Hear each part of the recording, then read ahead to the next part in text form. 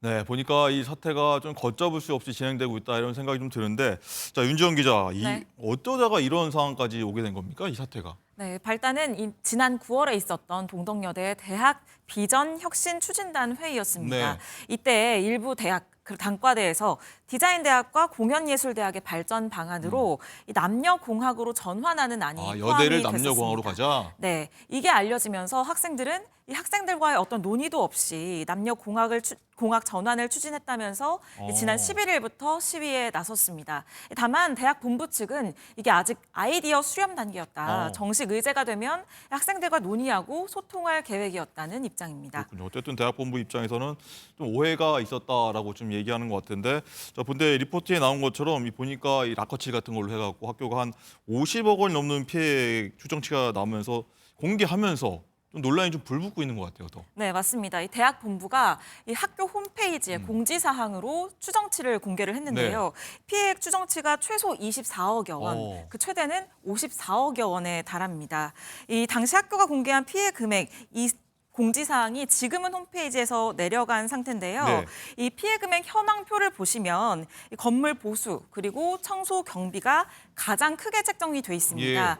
지금 레커셀 등으로 인해서 보신 것처럼 훼손된 부분이 굉장히 많은데 네.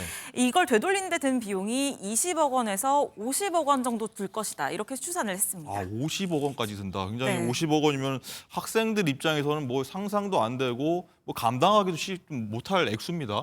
네, 그렇기 때문에 이 동덕여대 총학생회는 이게 학생 압박용이다. 이런 어. 주장을 내놓고 있는데요. 관련 발언 들어보시죠. 구체적인 근거로 추산이 되었으면 어느 정도의 그 범위가 좀 줄을 텐데 30억 정도가 차이 난다는 게 정말 객관적인 지표로 판단된 게 맞나? 라는 생각이 들고 또한 이렇게 계속 연속적으로 제약본부가 금액을 공개를 하면서 학생들을 겁주고 압박하는 행동으로밖에 보이지 않습니다. 다만 대학 본부 측은 이게 학생들을 압박하려는 게 아니라 언론사가 요청을 해서 공개를 한 거였다. 아하. 외부 수리업체에 문의해서 피해액을 산출한 것이다. 이렇게 밝혔습니다. 네. 이 피해 추정액이 20억 원에서 50억 원 이렇게 굉장히 많이 차이가 나는 부분에 대해서 물어봤는데요. 어떻게 답했는지 직접 들어보시죠. 아까 말씀드렸듯이 학생을 압박할 의도 전혀 없고요. 그리고 이건 언론사들에서 지금 현재까지의 피해 규모를 좀 추산해달라는 요청에 의해서 그렇게 추산을 한 거고요. 편차가 큰 것은 아까 말씀드렸듯이 건물 내부의 상황을 전혀 모르고 있고 그리고 경우에 따라서 전면 교체가 필요할 수도 있기 때문에 편차가 크다고 들었습니다. 어쨌든 얘기 들어보면은 대학 본부 입장에서는 피해 상황을 정확히 모르는데 저렇게 추산한 네. 것이다라고 볼 수 있을 것 같은데, 근데 저렇게 레커칠이라고 하는데 쭉 돼 있는 부분들 지우기가 굉장히 쉽지 않을 것 같습니다. 네, 그렇습니다. 기억하실 텐데 네. 이 지난해 경복궁 당장에 레커칠이 되어 있었던 사건이 있었습니다. 맞아요. 이게 낙서가 4개였는데 이 4개를 지우는데 300명이 넘는 인원이 투입이 됐고요. 또 레이저 세척기 등 전문 장비로 몇 달이나 복구 작업을 네. 해야만 했습니다. 이때 나온 피해액이 이 낙서 4개에 1억 5천여만 원이었습니다. 물론 경복궁은 문화유산이기 때문에 더 까다로운 공정을 거쳤을 것이라고 생각이 되긴 네. 하지만 이 레커가 깊이 스며든 경우에는 세척이 굉장히 어렵고요. 또 복구가 완전히 되지 않으면 마감재를 아예 뜯어내고 다시 보수를 해야 하는 상황으로까지 갈 수 있습니다. 그렇군요. 어쨌든 이거 누가 낙서를 했는지도 뭐 밝혀내야 뭐 피해 청구를 하든 말 네. 거 아니겠습니까? 낙서 누가 했는지 알 수 있습니까? 네, 이 교내에 CCTV가 굉장히 많이 달려 있잖아요. 그렇기 때문에 학교 측에서는 이 CCTV 그리고 대학 본부가 이 현장 체증으로 수집한 증거로 어느 정도는 학생들을 특정할 수 있다. 이렇게 보고 있습니다. 다만 대학 본부 측은 이 피해액에 대해서 법적으로 학생들에게 실제 청구를 할 것인지 아닌지에 대해서는 논의된 바가 없다고 밝혔습니다.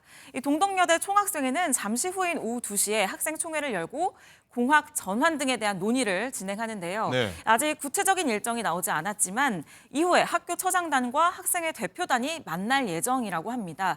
이 자리에서 공학 전환 그리고 피해 보상 등에 대한 논의가 다 진행이 될 것으로 보입니다. 그렇군요.